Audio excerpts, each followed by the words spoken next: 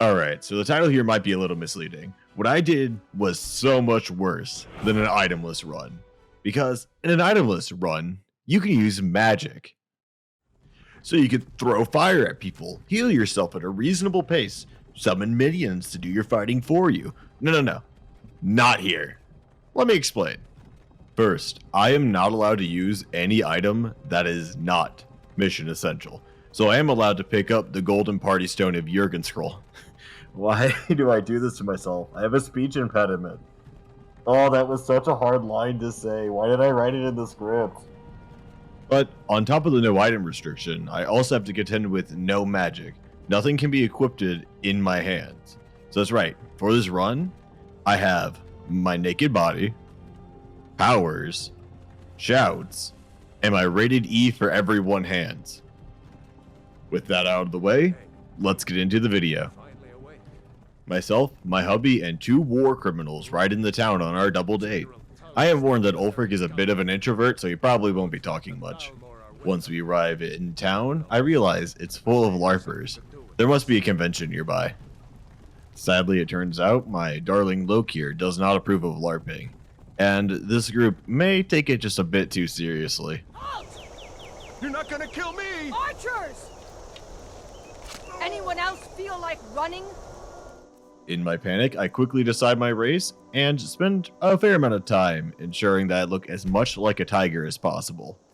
I chose Khajiit to get the bonus to unarmed. And with that, I name myself Kadora, and leave a comment if you figure out what that means. Turns out the LARPing group really isn't into furries, so they deal with me the only way they know how. Execution. I am saved by Alduin, who does not yet know to fear my fuzzy fist of fury. And I make a break for it.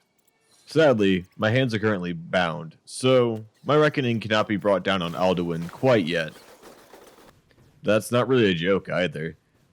I'm only using my fists to punch people. I have no armor. I'll be using shouts down the line. I have literally no way of gaining combat-based XP. And I learned from my last challenge that leveling up non-combative skills only makes the game a lot harder. Also, I should note, I will be on Adept for the entirety of this run, unless I truly hit a brick wall. I am forced to run away from Alduin since God Howard refuses me any amount of fun, and forces me into a keep that locks behind me, before he is willing to free me from my bonds. I will fight you in heaven. I swear it. Wait, was I talking about Todd or Alduin? I genuinely forgot, and reading back the script, I'm kind of uncertain. Now with that out of the way, I proceed to lay the smackdown on a few Imperial guards. Which, can I say, it's oddly satisfying. The kill cams for unarmed look pretty cool overall, and just look how I ruined this guy's poor neck. On my way out of Helgen, I ignore the bear and most of the spiders, since I don't gain XP from fighting them and I can't loot them for items. After debating if I should go mountain climbing already or not, I decided to go to the backwater town of Streamplank. There, I meet Gerdur. I reflexively open the menu to get gifts from her, before I realize I can't, and sadly walk away. I think I need to kill some bandits to make myself feel better, and I happen to know just the place. Most of the bandits go down in a few punches, and this honestly makes me way more hopeful for the future of this run. Though, the bandits make me realize something very, very quickly. Without potions or spells, I can't heal myself after I go into combat. On top of that, I can't increase my health through leveling, and I can't equip armor. So enemies only need to do 100 damage throughout the course of a fight to put me down.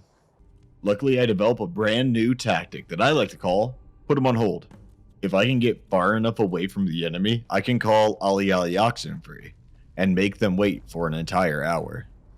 Combat resumes after my nap, which is great news for me, since the human body can heal a sword wound in 59 minutes and 38 seconds, so I'm in the clear. Once I get to the main chamber that houses the Dragon Stone, I start to punch the crap out of the guy holding onto it for me. Don't worry, he's into that. I take the stone and instant transmission into a war crime. Technically speaking, the law of war says that chaplains and other religious figures are seen as non-combatants during times of war. Thus, technically, I shouldn't kill Heimsker.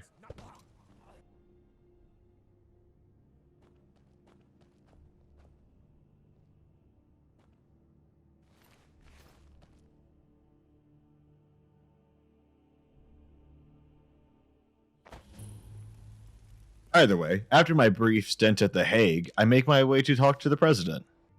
After what I did, Yara will only trust me after I run a few errands for him. So I take my stone and throw it at the magic man, and suddenly, I'm trustworthy enough to take on a dragon.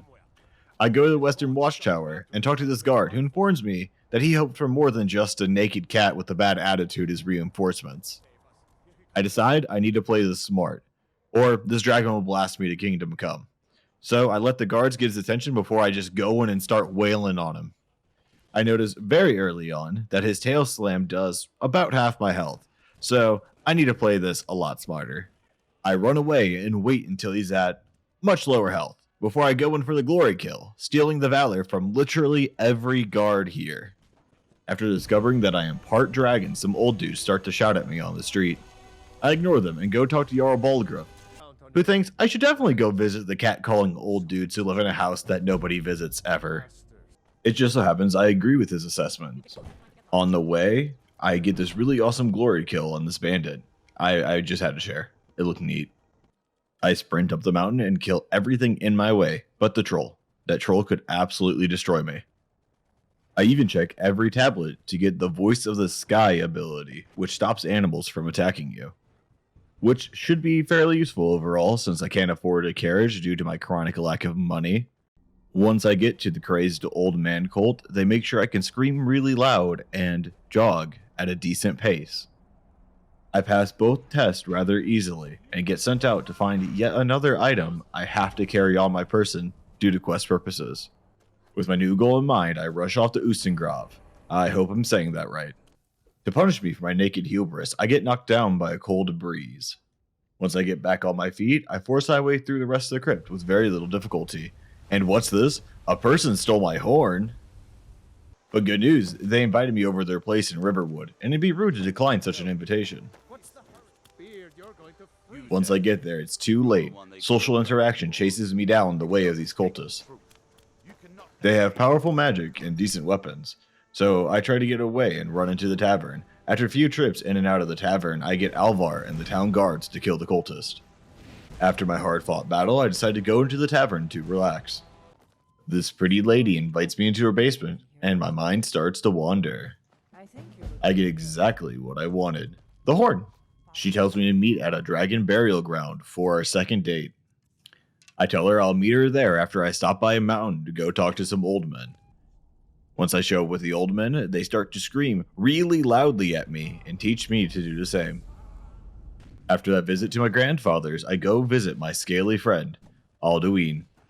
Myself and Delphine arrive at the burial ground and get killed in 30 seconds flat. I try again. This time, I put Saloknir on hold several times to heal up before finishing the job. Delphine now believes, due to that fight with the random dragon, that this is definitely the Thalmor's fault. And I see no valid reason to disagree with her. We decide the best tactic is infiltration. And since I'm a madwoman running through the snow naked, punching dragons with reckless abandon, I should have zero problems blending in with high society. She tells me to meet her accomplice, Malborn, in the Winking Skeever. Malborn then proceeds to mug me, asking me to hand over every single thing I own. Luckily, this is a very easy request to comply with. Next is a request that I don't like nearly as much. I must put on clothes to enter the party, and this is just revolting. Clearly, Delphine does not know how to party. As soon as I'm out of her line of sight, I strip again. Now we can party. Once I'm inside, I realize a horrible truth. I can't do my normal distraction method. Since Alton wine isn't technically required to complete the quest, I can't give it to my drunkard buddy. So sadly, I must resort to my least favorite option. Trashbag Eriker wants to get in bed with the waitress, who wants nothing to do with him. We can convince him that she's totally into him. He'll cause a scene when she rejects him, and she'll get locked up in the dungeon for making unsolicited advances towards him. Doing this option genuinely feels horrible, But don't worry, I'll get her out later. I genuinely hate this route, but rules are rules. We go into the embassy, we get our hands on the book we needed, and free the waitress. In which case, she busts out with a greatsword and proceeds to take vengeance on all the Thalmor. I decide to not intervene and let her take out her frustrations while we escape. Delphine and I meet back up in the dungeon underneath the tavern. She tells me we need to go after Esbern Burns, the CEO of Red vs. Blue. It seems Esbern currently lives in the Ratway under Riften. And as a person who is supposed to be a paranoid genius, his choice of hiding locales lacks a lot of imagination and really doesn't help him that much. Why, you may ask? Why is Esbern such an idiot for choosing this location? Well, the Warrens are cut off from all information flow, so if someone's looking for you, you won't know until it's too late. On top of that, once the enemy has come for you, you're done. For any non-guild member, the Ratway has one way in and one way out.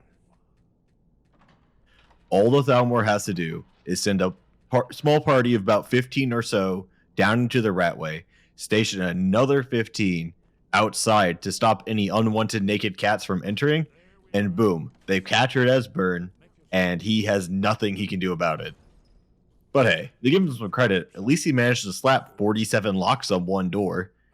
It's not like sieges had ever resulted in people running out of food or anything. But lucky for Esbern, I'm here. I wipe out another Thalmor, free him, and then we go off to Delphine, who tells us we need to listen to the wise old man. He thinks that we need to run across the map yet again, this time, to look at a wall. For you see, the ancient Akaviri were extremely intelligent lizard people, who clearly didn't believe in written word. Not to mention, they hated the idea of painting or drawing this prophecy to show off in, books or anything. It's not like it's important. But either way, I concede, and we make our way to Cloud Ruler Temple. And can I say, traveling across the landscapes of Skyrim without carriages has made me realize something. Walking this far in Skyrim is really boring. All you see is a lot of bland sameness. The same trees, every rock's the same, the mountains all look the same. Not to mention, they all have like this really bleak filter over them, just draining so much fun out of this game. So I have a mission for all of you. Will you guys find just some good graphics mods or something to liven this game up a bit? Just however you play it, or other setups you think that may look nice to actually watch, because, God, I can't stand this. Once you arrive at the encampment guarding Cloud Ruler Temple, I decide the best way to handle this is to sprint head first. Since I am wearing no armor, it is obviously the best option available to me. Once inside, we fight the last of the Forsworn, and I end up at about, 1/4 my maximum health. But luckily, the rest of this dungeon is really simple puzzles, so it's perfectly fine. I use my powers as the Prince of Space to materialize an iron dagger from my other run to cut my hand. After making the laceration on my palm, we go into the temple, and I let Bernie read for a while off the wall as I go get a soda. After Bernie gets done, I go talk to the old Loudmen yet again, since they hold the secret to killing Alduin. Okay, maybe not. They don't have the answers to all my problems, but their boss does. I ascend the mountain to visit Mario Jumpman Mario, who holds the MacGuffin I seek. Nope, never mind. He doesn't have the MacGuffin I seek. But his brother Luigi knows how to get his hands on it. So let's go get that MacGuffin. And now, here's the part where I need to ask, why didn't I notice this? Remember that part of the last video where I wasted about an hour of my life trying to get items to decrease spell cost? Yeah, that was completely unnecessary. Turns out, you can convince this woman to let you in if you just shout. That's all it takes. Just tell her you're the Dragonborn and prove it. How didn't I notice this? Either way, I go in and visit Orc Luigi, now going by the name Urat. He gives me the Elder Scroll yet again, just like our last round. And I definitely didn't have to go into the Dwemer Ruins.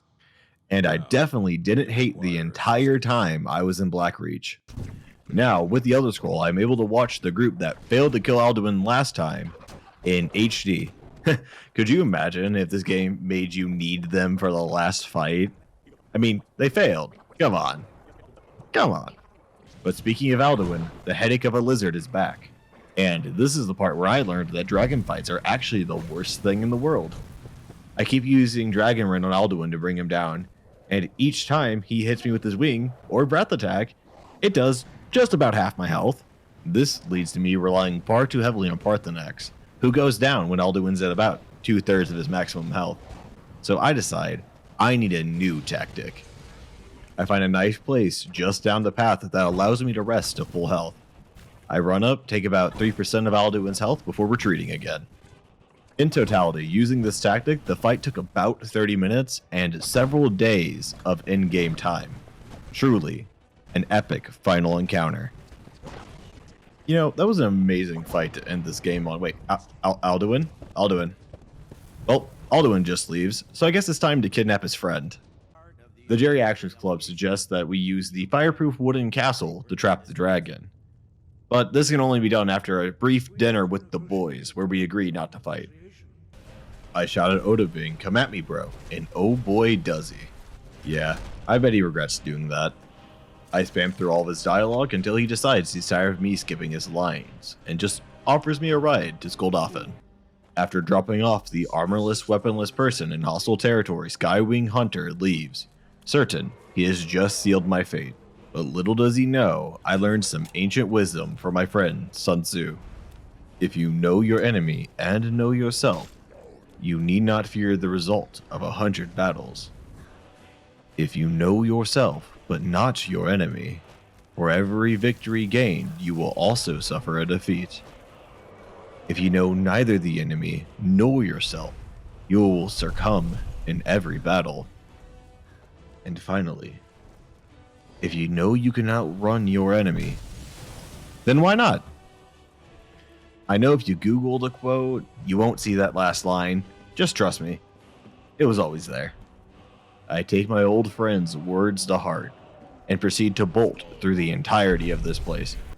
I get caught up in the same stupid room where I have to turn the stones, but that was bound to happen. I jump into the portal to heaven, since, as we all know, furries are powerful enough to challenge God. Charon has given up his vote for a rousing bout of fist-fighting to enter Valhalla. After striking down the gatekeeper, I cross the OSHA-safe bridge to the mead hall of Valhalla. Upon entering, cliché Viking placeholder NPC number 37 tells me I need to go talk to those guys from earlier. So I do. I call them out for getting whooped by Alduin, and they claim it was just bad luck, bro, lag or something, and they want to fight him again. We cross the bridge again, dispel the fog, and we proceed to the battle of pure agony. Luckily, this time I have bullet monkeys. I eventually remember the companions can only take out about half of Alduin's health, but Soon does not follow any such rules. After I bait Alduin into attacking him, Soon joins the fray. Now, with 4 meat shields, I'm able to buy myself enough time to end the fight. And with Alduin done, the run ends. That was actually a lot of fun. Originally, I was going to do a fist-only run, but I realized I could just get the Gauntlets of the Pugilist and an amulet that increases my punching, and just walk through the game. I figured this would be a little bit more fun, you know, a unique restriction. But with that, if you have any challenge video ideas, feel free to let me know. Follow me on Twitter, where I post updates, pictures of my dogs, and clips of upcoming videos. But yeah, with that, see you guys next time. Bye.